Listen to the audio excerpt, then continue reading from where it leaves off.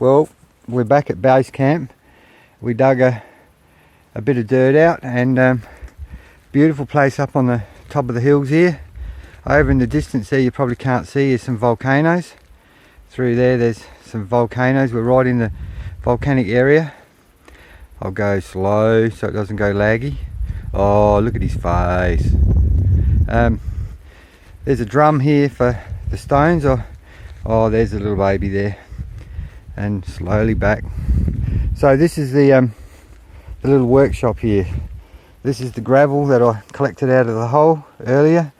Just a little bit. It's like, as I said, it'd take me all day to get one of those in other areas. And there's the sieves and some water and a stool. So I'll run you through the steps here. The sieves have got two sieves. Oh, different grades. Big holes and small holes.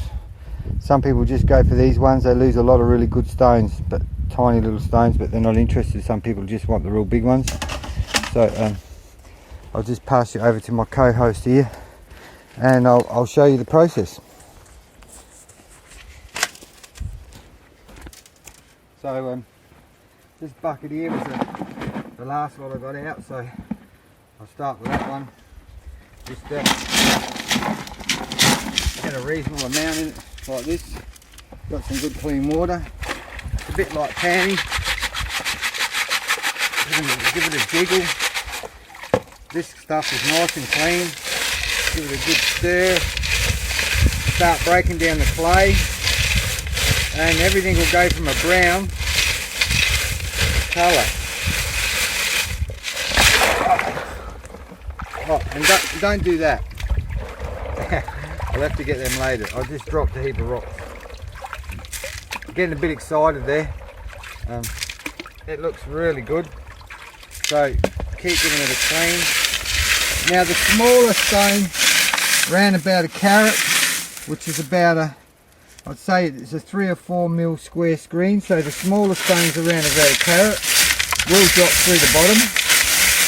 They still make really good puddles. Now you can see that this is cleaning up. Any of the bits of clay in there, if you can see them. There's not much in this. The other stuff is, so when you sieve it, like gold panning, if you just lightly sieve it like this, all the ironstone, spinel and sapphires are heavier, so it goes to the bottom. So the technique is, it takes a little bit of technique, and it's not a violent sort of thing. It's gentle, like, oh, gentle baby. And then you can see the little eggs of quartz. Some of these are quite nice. I mean, people love these. And now you can see there's a bit of clay. So that clay there, that's a rock, and it's all clay. So all this agate, quartz, it's all volcanic wash. You can throw a lot of that out as you're going through it, or just to lighten your load a bit. And this is when you'll see your stones. If you see a stone on the top there, which I did, I always wanted to find one in the top part of the sieve, which means it's, you know, more than a couple of carats. And at Reward I found that beautiful jelly bean yellowy green one, which made my whole trip worthwhile. But I'm still looking. So roughly, so now I've just had a quick little look through it. You know, you could just fill your pocket with some of these rocks, would polish up, and it would not pendants and stuff. But, well, so what you do now is you split your sieve. This one's tight. Now in the bottom here, you can see all the stuff that went through. Now if you can see sapphire in this and they're only little chips, well then it's a good sign, right? That you're in, you know, you get traces. Now I'll show you what I mean. I can clean this up, and if I can get this right. Now a lot of people dry sieve. They'll dig and dry sieve, and if they don't see anything, they won't go any further. Now in the day when in the 20s and that, when the miners were out here, they found traces and they dug that, and as soon as they actually, sapphires were just everywhere, and when they stopped finding or seeing sapphires, they actually moved. and all that ground all around here's been, you know, been dug right out. But we got to do with what's left. So I'll just show you how this works. Now if you come over here to the drum in the sunlight, now this is, you know, I know that's good, and if I can do this properly, right, now this is just the top. Now you can see, there's Sapphire, I think, yeah, you can see the ironstone. Now right here, there it is, there we go, we're on Sapphire. Now this is the first sieve I've done, the first sieve, and now it, oh, that's brilliant. That, I don't know if you can see that, that's a tiny speck. Now that would have gone through the sieves. Now that means I'm quite happy. The first sieve I've done, and it's transparent. Now that go to Thailand, and that'll cut a nice little nose ring, a little stud for a knot. I don't know if you can see that, but that is a beautiful little crystal clear. No, anyway, that's, there you go. That's my first sieve, and I found a trace. Now that's just the first initial look, and that's clear. That's nice. It's only a chip. Now I'm happy. Now I'll probably dig that hole for 3 months now. No, hopefully that's not the only bit I find. So you leave that up there, because now it's all nice and clean. Now Sapphire comes in every colour of the rainbow, clear, black, yellow, brown, every colour, and the real rare stuff, pink and oranges. Like I showed pictures of some of them stones that were cut that were worth tens of thousands of dollars. Now because I sieved it, there's another bit, I think. The Sapphire's heavy. That's a blue green. I'm really impressed with that. It's only a tiny little piece, but it's it'll cut a nice little stone.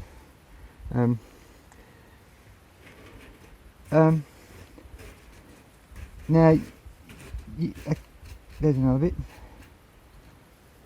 Yep. When you let this dry in the sun, now what I did is the other day is I laid it out here, and I was about to get rid of it, and of course it dried out in the sun, and that's when I found that big stone. I actually didn't see it in the top sieve, which I was disappointed. I actually seen it once I threw it out on the ground. But right, there's some little chips in there, and I'm not chasing little chips at the moment. I've got quite a lot. I'll show you bags of it. You know, I'll leave them for other people to come along. I mean, they're good for kids, and you can make little gem trees out of them and stick them on gem trees, or you get an old little dinky truck and you stick them all on the back of the truck. They look quite nice. Now this ironstone stuff, this black stuff, it sort of looks bluish, and it's like a black sapphire, and that's a bit of spinel there, or black sapphire. That cuts really nice. There's another bit there. So there's some good traces in here. So that's a good sign. This is my first dig here, and what I'll do is I'll get the top sieve. So you just basically, there's another bit there. So I'm not going to chase all these little bits. You just flick that off there in the sun, and I'll get the top one. Now this is the one, you know, everyone would love to find a stone in this. Alright, now you can see the difference in the rock. It's now clear. It's clean. There's no real ironstone in this one. Any sapphires would be on the top here if I'd sieved it, but you know, you don't throw it away, you have a good look. So you spread it out. So what I do with this is, there's a bit of ironstone. Now a lot of people, they want lots of this in their wash, because ironstone's heavy, and where you find the ironstone you find the sapphire, but not always the same. It's not necessarily the, so I'll just leave that there. And why I'm pretty sure my eyes are pretty good at doing this, that there's not much in there, but there's a bit of that mud still too, see. Always check them. There's another bit there. I mean, look at that. See, there's a rock in that. See, and that could be, there's a couple of rocks in that. So I'll put that back through. There's a rock there and that too. So that was, see, 3 little rocks in that bit of mud, because it sticks together. So yeah, whatever you do, don't throw that out, because a year later or something, someone will come along and they'll pick one off the ground. There's another little bit of that mud there. It's just me. I just got to clean it a bit more. But just let that dry, and when it dries, the Sapphire will jump out at you. I'll get another sieve. I'll put that in there. So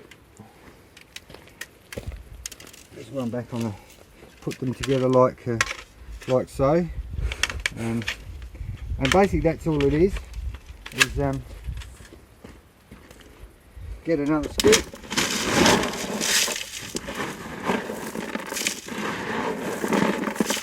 And you can see, you know, obviously it's just doesn't look like anything. Well,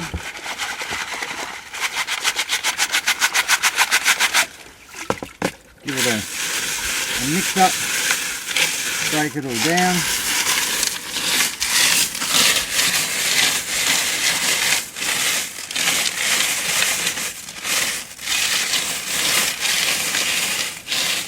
Now I'm staying away from the clay floor that I showed you before because it's just too hard. Some really good stones are found in the clay floor. Tend to be the big ones because they're heavy and they get down in the clay, but it's unless you've got an automated operation or something, you know, on the back of a trailer, so you can roll this stuff like an old cement mixer and things, and you can run it in that and break it down. But on a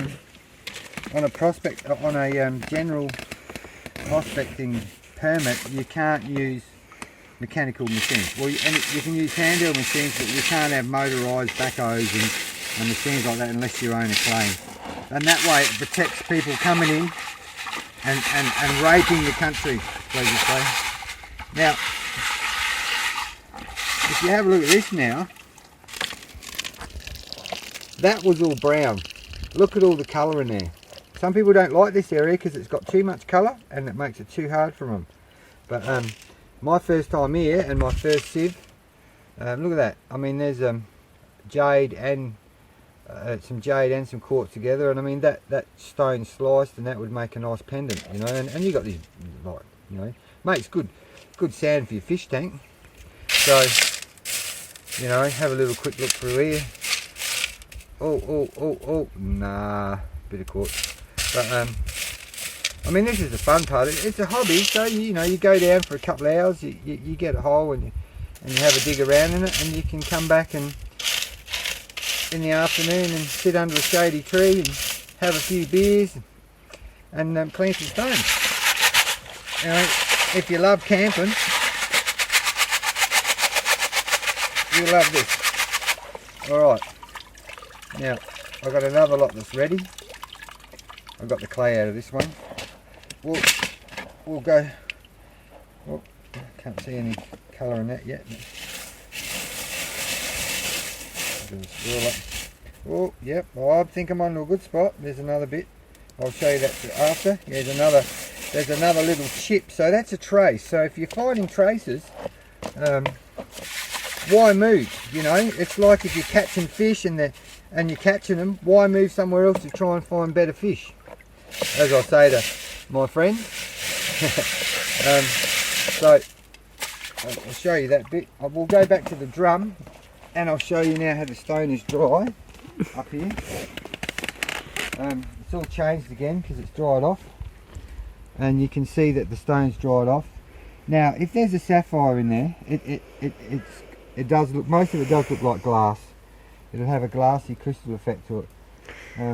So there, you know, if you're not finding them, you're searching and searching, but then as soon as you find one and you actually see it in its raw form in amongst it, then you'll never miss them, because they do stand out amongst the rest of the guys. Alright, I'm happy that there's nothing in there, so always stick it over there. You can have a look later and it dries. And my next lot, oh, that wasn't a very good flip. This is what you do, and nice quartz.